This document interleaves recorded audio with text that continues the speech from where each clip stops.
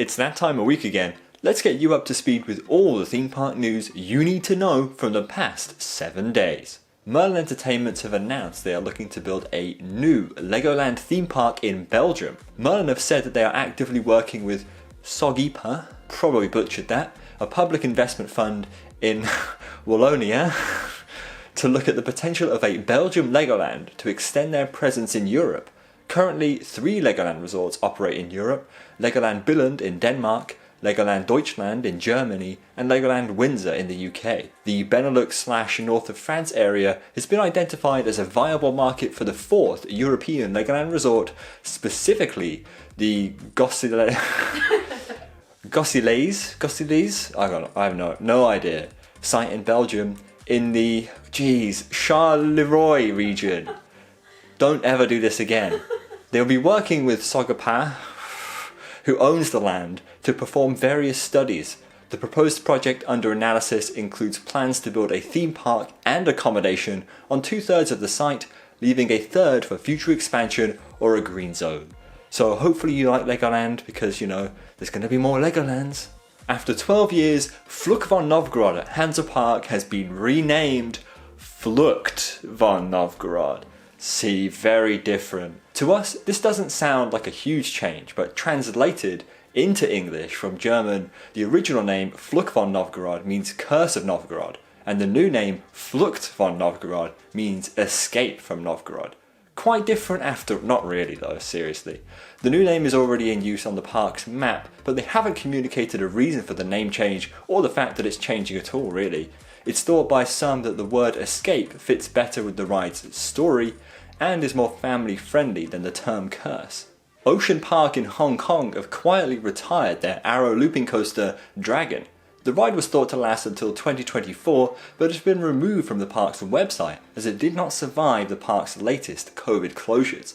The only reference to the coaster left is the ride's layout on the new park map, but there is no reference to the ride existing. Ocean Park appears to be moving in a new direction, as they have recently said they want to be a destination rather than just a theme park. The redevelopment plan will also see the park swap from its all-inclusive ticketing model like most theme parks to a pay-per-ride scheme instead. Pantheon at Busch Gardens Williamsburg has been seeing testing. Do you remember Pantheon? That new roller coaster set to debut in 2020? Despite sitting mostly finished for absolutely ages, the Intamin multi-launch coaster, the world's fastest multi-launch coaster in fact, has finally been spotted testing. Currently, the park are launching it at various strengths, so keep your eyes peeled on this one. It's very exciting. Could we even see Pantheon open before Iron Gwazi? That'd be a major upset. Temporary flat rides are being installed at Alton Towers for the start of the 2021 season. It's thought that due to the fact that some rides will still be unavailable at the park due to COVID restrictions, and that most rides at the park are also operating at lower capacities, these temporary flat rides will provide a stopgap for the park in the 2021 season. 4 flat rides are rumoured: a Super Trooper, a Twist, Waltzers and Dodgems, your standard fairground theme park rides I think. Several images have been circulating confirming the existence of 2 of the flat rides, one located on the former Ripsaw site in Forbidden Valley and the other on the former Submission site within X Sector. See, everyone kept asking for a new flat ride at Towers, and it's finally paid off. It only took a global pandemic, everyone. What great news. Icon at Blackpool Pleasure Beach has been given seatbelts, boo, for the 2021 season, no opinions.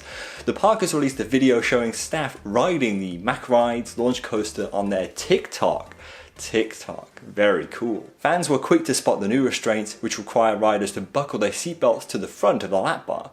This style of restraint has been seen on other Mack launch coasters, rides like Helix at Leesburg and Copperhead Strike at Carowinds. Though it's unlikely to make much of a difference to the ride experience, the new seatbelts will make the boarding process slower, which likely means longer queues. Icon was perfect before. Why have you done this, Blackpool Pleasure Beach? Cedar Point may be closing lines to popular rides early this season. Lines for certain rides may be closed early in order to accommodate riders within the park's usual operating hours. Queue lines of attractions with really long lines will begin to close earlier than they have done in the past. Previously, guests could join the line for one more ride up until the park's closing time, but this season that won't be the case. It's thought that if the ride has an hour wait, the queue will close an hour before the park closes, which honestly is a real sad move, so Everyone, plan accordingly. And that's about it for news this episode. Remember, we do this every week at 6 PM UK time on a Wednesday. So don't forget to come back. No, please come back. No, seriously, I'm not joking. You have to come back. I beg of you, please come back.